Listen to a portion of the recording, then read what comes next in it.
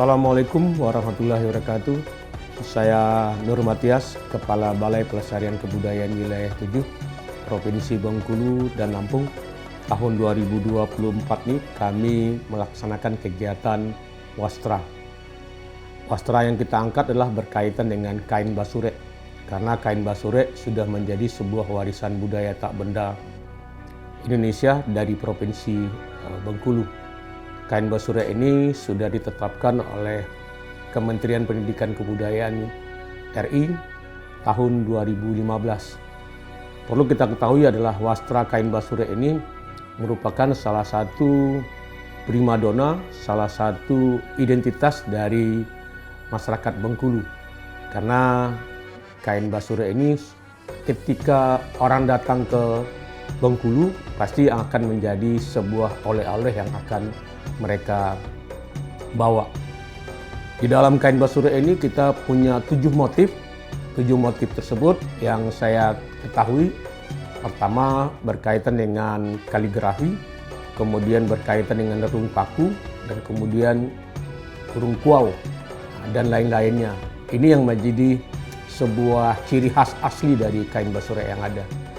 Kemudian berikutnya ada banyak sekali motif-motif yang diangkat untuk memperkaya dari kain basurek ini. Apakah itu berkaitan dengan bunga rafflesia atau mungkin hal-hal yang ada di Bengkulu ini. Pengembangan dan pemanfaatan. Kalau untuk perlindungan sudah kita lakukan sebuah penetapan lewat warisan budaya tak benda tahun 2015.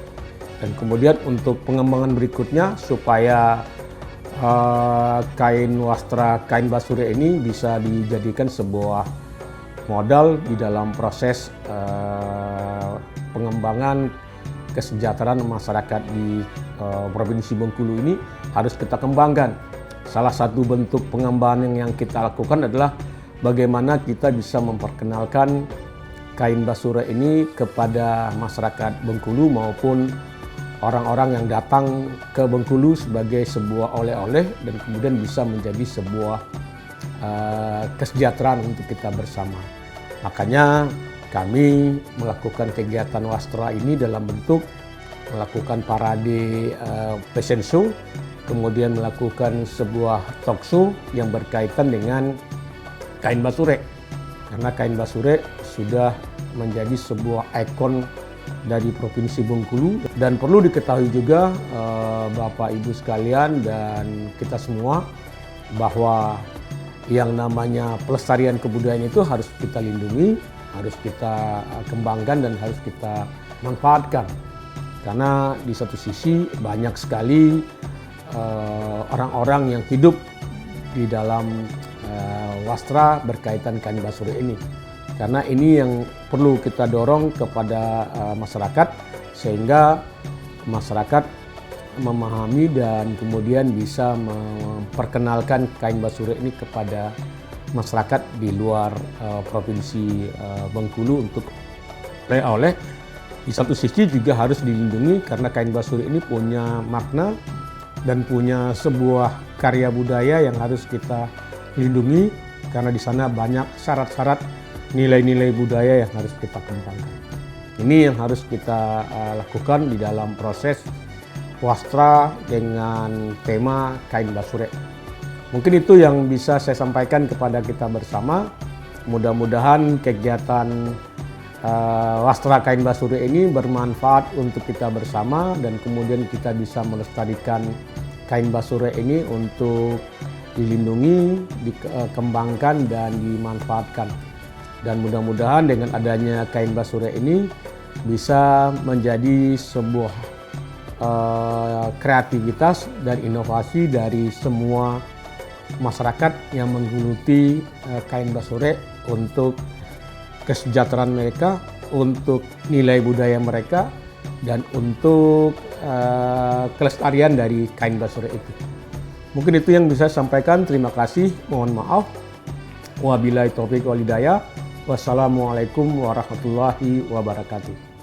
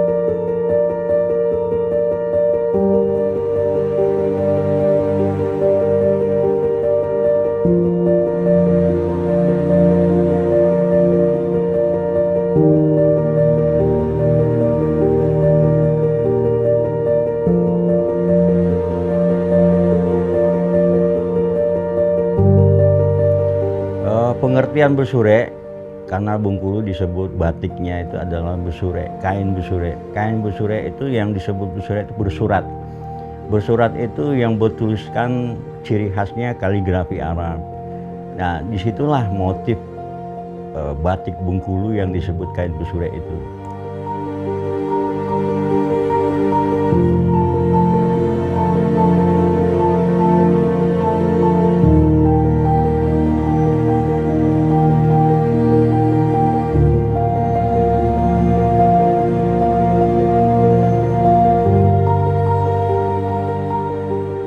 Pada awalnya adat istiadat kita, acara bimbang gedang.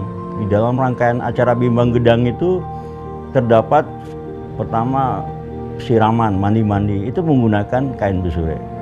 Berikutnya destar. Destar itu tutup kepala, topi untuk pengapit pengantin ijab kabul. Ada lagi acara cukur bayi. Tradisi kita, adat istiadat kita, cukur bayi itu ayunan sama tiang bayinya, tiang ayunannya digunakan juga untuk kain besure. Belum lagi kita lihat di sampiran bilik pengantin. Di sampiran bilik pengantin itu pajangan kain-kain yang terdiri dari beberapa motif. Tapi salah satunya adalah kain besure. Banyak lagi ziarah kubur, bahkan acara-acara untuk kematian itu menggunakan kain besure. Itu sudah menjadikan tradisi Bengkulu.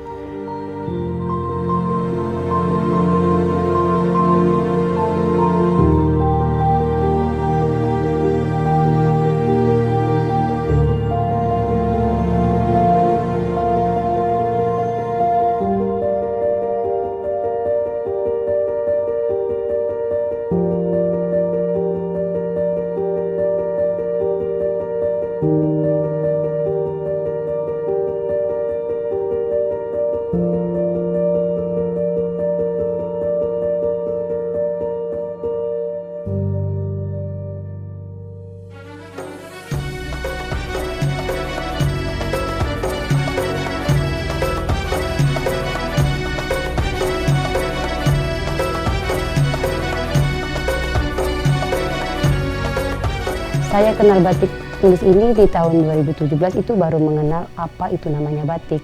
Tadinya batik itu kalau namanya kain bermacam-macam warna atau itu sudah dibilang batik. Taunya kalau batik tulis itu menggunakan proses pada lilin panas. Jadi batik tulis sama batik cap. Motif yang sudah ada di Bengkulu ini motif batik yang punya keunikan tersendiri.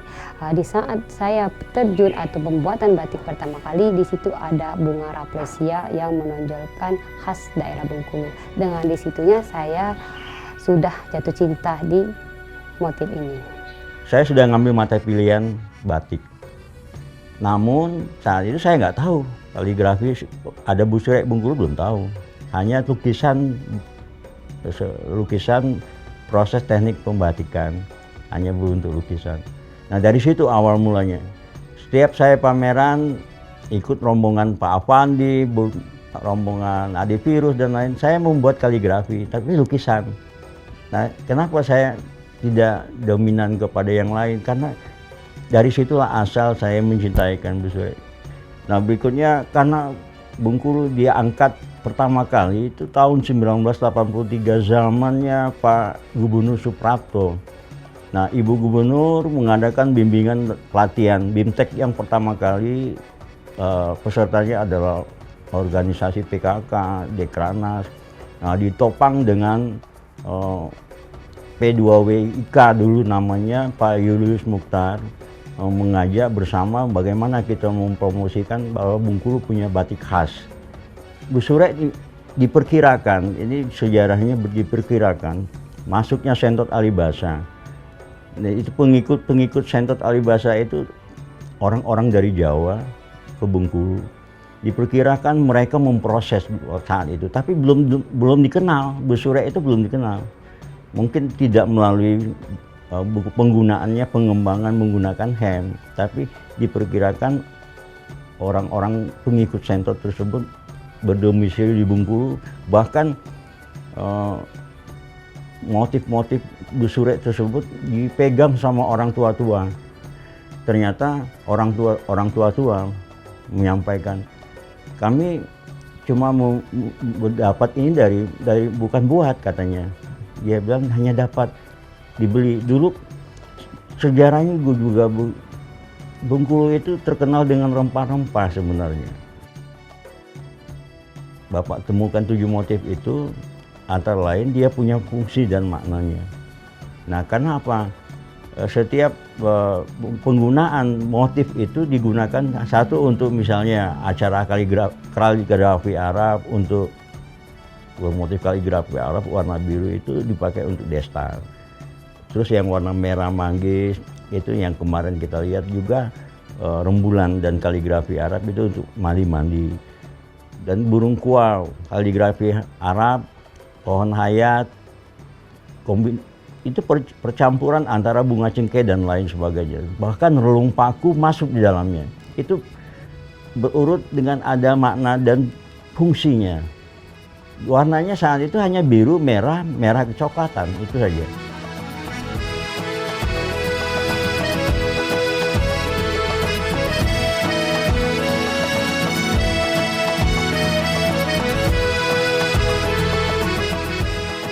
Proses pembatikan di zaman nenek moyang kita dulu, biasanya dia menggunakan pewarnaan alam, karena kebetulan di pewarnaan sentet itu belum banyak yang menggunakan. Jadi itu fungsi yang dari pewarnaan alam.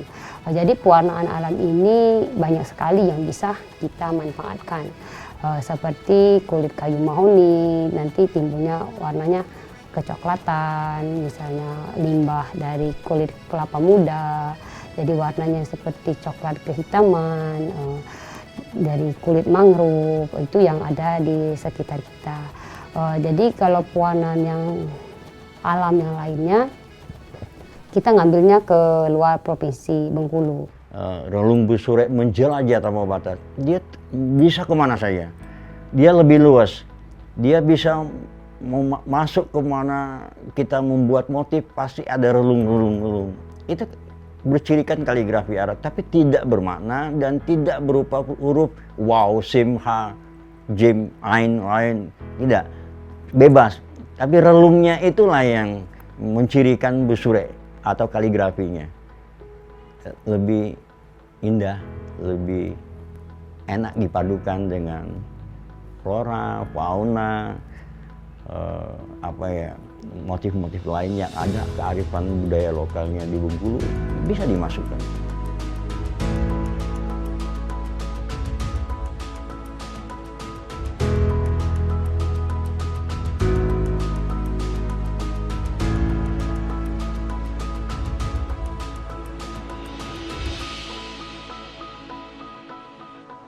Dengan kemajuan zaman, timbulnya teknologi yang canggih untuk saat ini, kebanyakan timbul kain-kain printing. Perlunya kita edukasi batik itu untuk mengenalkan batik tulis itu seperti apa dan mempunyai proses. Karena kenapa?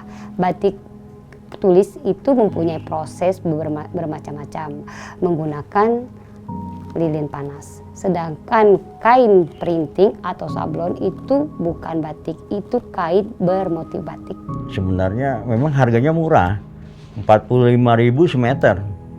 Sedangkan kalau batik tulis ya 150 sampai 200 per meternya. Nah, itu kan anjlok jauh. Kenapa kita kendalanya, terus terang saja, apapun yang terjadi kalau di luar Pulau Jawa, kita mau tak mau harus beli bahan baku di Jawa. Kalau kain printing ini bisa dibuat secara massal dan kemudian nggak mempunyai nilai yang begitu tinggi dari sisi budaya. Tapi dari sisi ekonomi, karena harganya murah dan kemudian cepat, orang akan berduyun-duyun untuk membeli kain printing. Tapi kenyataan kalau misalnya kita buat dari kain basure atau mungkin bentuk alami ini, agak susah kita memberikan penilaian dari sisi nilai ekonomis, karena dengan cara membuatnya begitu rumit, lama, dan kemudian prosesnya juga memakan waktu yang berbulan-bulan, sehingga hal-hal yang berkaitan dengan kain alami dan kain printing ini menjadi sebuah harapan kita bersama, bagaimana masyarakat bisa menilai bahwa nilai dari kain alami atau secara tulis ini akan lebih mahal harganya dan kemudian mempunyai makna sakral. Dengan adanya persaingan seperti ini, saya selaku pengrajin batik tulis atau kain besore tetap optimal terhadap kemajuan zaman. Kenapa seperti itu? Kalau namanya orang ngomong batik itu mahal, karena itu memang bukan bangsa pasar kita. Terus proses pembatikan itu perlu banyak dikembangkan atau dipahami oleh publik, seperti pemahaman proses pembatikan, kain printing. Kalau namanya kain printing itu bukan batik. Kalau yang batik itu kain mempunyai proses lilin panas, jadi itu yang dinamakan batik.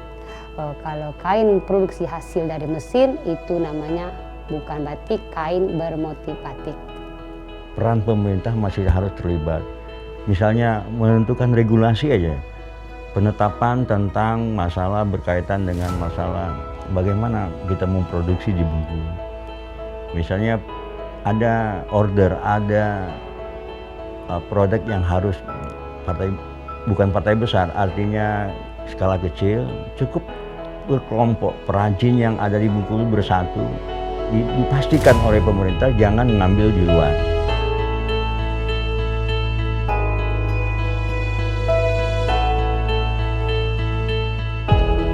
Tapi perajin dia naluri kalau dia cinta terhadap karya, cinta terhadap produknya yang dibuat, tidak akan hilang. Itu sudah melengket walaupun katakanlah perorangan, dia tetap memprovokator orang-orang yang terdekatnya. Yuk, itu bagi saya, Robi, orang seni, tidak bisa menghilangkan itu. Kami pengrajin batik tulis kain besore tetap selalu produksi dan melestarikan kebudayaan Bengkulu dengan proses pembuatan kain besore batik Bengkulu, karena kami sangat mencintai kain besore ini. Karena dia sudah cinta terhadap karyanya.